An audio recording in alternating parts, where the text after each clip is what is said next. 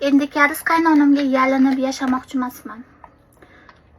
Xohlamaganimni xohlamayapman yoki qilmaydiganimni qilmayman, yo'q deb yashamoqchiman. Chunki 2 yildan beri voy karis qaynonam bunaqa bo'lib qolsa-chi, xafa bo'lib qolsa-chi, bunaqa bo'lib qolsa-chi deb yashab kelganman, lekin o'ylab qarasam shu paytgacha meni hech kim, na karis qaynonam, na uni opasi voy Elnora xafa bo'lib qolsa-chi, unaqa bo'lib qolsa-chi, u ham uydagilardan uzoqda yuribdi, uni ham ko'ngliga qaraylik degan gap, unaqa narsalar yo'q.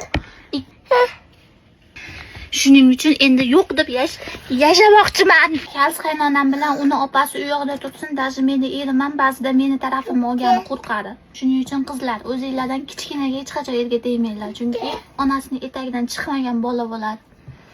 O'zingizlardan kattaga teginglar. O'zini fikri bor, o'zini qo'lidan bir bola keladigan, sizni himoya qila oladigan erkakka turmushga chiqinglar. Shuning uchun men va qaynonam o'rtasida bo'layotgan hamma narsani ham aytolmayman, chunki bilaman meni tarafimni ololmaydi u. 1-2 marta aytib уже afsuslanganman. Shuning uchun TikTok bilan Instagramni boshlashimiz sababi ham shu. Dardlashgani va Koreya hayoti haqida bor narsani ko'rsatib aytib bergani.